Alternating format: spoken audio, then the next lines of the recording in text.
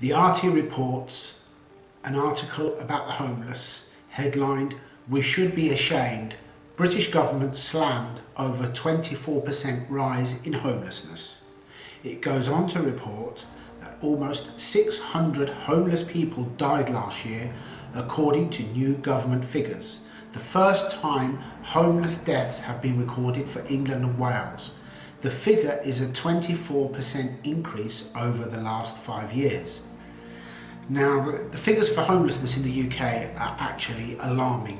We are now at a rate of 1,000 people becoming homeless every month, a total of 320,000 homeless people, which is 1 in 200 people are homeless, but in urban areas that increases dramatically.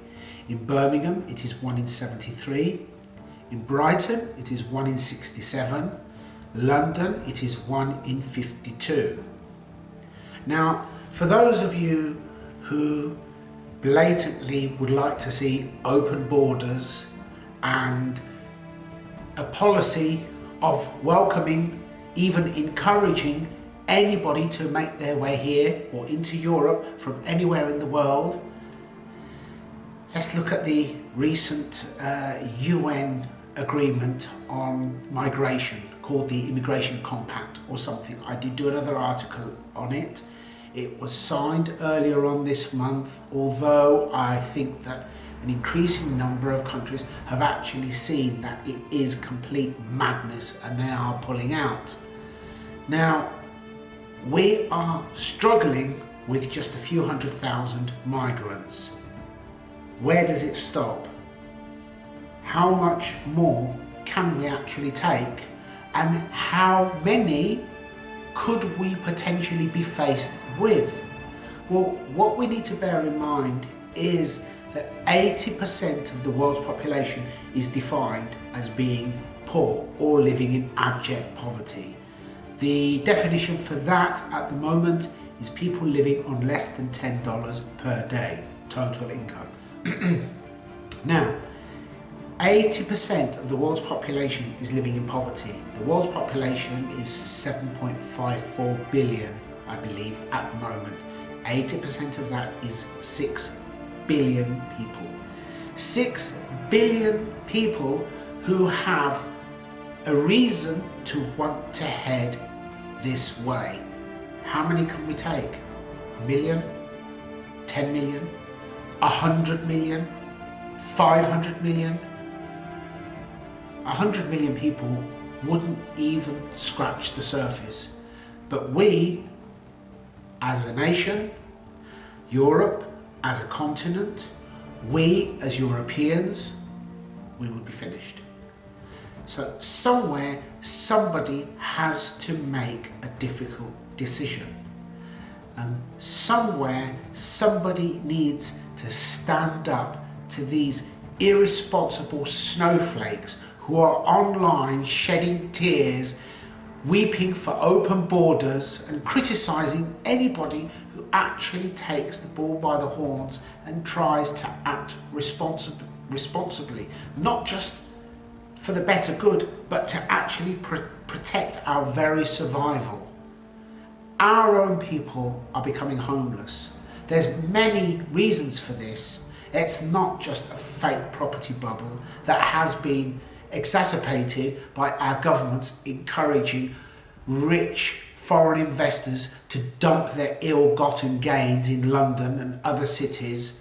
A lot of the money that has been pumped into London or was pumped into London after the crash came from very dubious sources, but it helped to kickstart a property bubble that actually made it difficult for the average person to buy a home. So there are many factors to the increase in homelessness. Even going back to what people perceive to be a major factor in where we've got to, where council houses began to be sold off in the 80s under Margaret Thatcher. Do you really think it would have made any difference now if those houses were still in the hands of local authorities? It wouldn't, because in this left-wing, politically correct climate, if they were in the hands of local authorities, who do you think would be getting it? It wouldn't be you. That's for sure. But, of course, the policy then should have been stricter. The plan was, or the idea was, to sell somebody their council house and for the council to take the money and build another one. In that respect, had the local authorities kept to it, it would have been wonderful, because it would have been given people the opportunity with nothing to take on a home from the local authority, earn themselves a discount, buy it at a discount and progress from there. And the money from that would build another one to give the next person the opportunity. But local authorities did not replace the stock that they sold. Therefore, there was no new stock. Current tax policies do not encourage building of properties for people to move into and buy.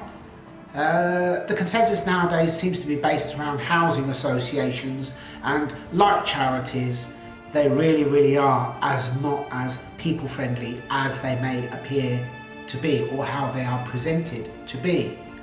The idea would have been for local authorities, even with investors, with tax incentives, to build starter homes for people to be able to buy at affordable prices so that they can move up the ladder, not to actually sell off all the stock and pull up the ladder and leave an entire generation unable to buy a home. Something has to be done, and we are approaching breaking point. Whatever your thoughts on Brexit are, there's a lot of scaremongering, there's a lot of outside interference, and there are many reasons why we are in the situation that we are in needlessly. So, firstly, we need to accept that we cannot allow people to migrate here continually. We cannot cope with those who are here, let alone allow any more. None. Zero. Not under any circumstances. Every person that we allow to enter the UK or Europe as a whole is one person who is denying an indigenous person the very rights that they have earned or their parents have earned. I do not think that that's fair. And as I said, for every person that we allow in, we send out a signal to 100 more that they can get here. And the problem gets worse and worse and causes a snowball effect. Something has to be done about the drastic shortage of housing, the drastic amount of housing stock that is sat empty, being used as a financial car park for wealthy people around the world, and that is not often, not always, legitimate money. A lot of it has come from people who cannot account for it. In fact, the government is now taking measures to prevent them from taking their money back. Fine. But London, as we will see through this year when a lot of the changes to landlord tax rules come into effect, will be in a sort of financial crisis. Property has already been dropping at the top end because it was basically a pyramid scheme that has ended, and the people at the top, they've reached the pinnacle and they have nobody to sell to, so the only way to go is down. But this is still not helping the average person who just wants a home, and something needs to be done there. Tax laws allow pension companies to buy up industrial units all around the country and have it sat there while they're waiting for overpriced rents. Those very tax laws could encourage or even force pension companies to invest their money into building housing stock. An acre of land is not really worth a lot of money without permission that can be granted quite easily by the government, but an acre of land can actually take a lot of small houses, and the actual unit cost is not a lot. The price that property is sold at is far removed from what it could cost to replace. And it's not rocket science for housing stock to be built en masse without the government even needing to fund it. If they don't, then why not? There must be a reason for it. Why are our leaders, why is Europe as a whole making the very people who created this beautiful continent, this civilization, this society, this culture that we have merged into over the centuries, why are they trying to annihilate us? Because that is what we are facing now. And that is not scaremongering. That is not dramatic talk. That is fact. Caucasian people amount to less than 10% of the world's population. Europe, 300 odd million, is a fraction of that, a fraction of the world's population. And we are the main target for migrants. 6 billion of them potentially could all head here. And we are being deceived. They are being smuggled into southern Europe, be it Spain, Cyprus, wherever.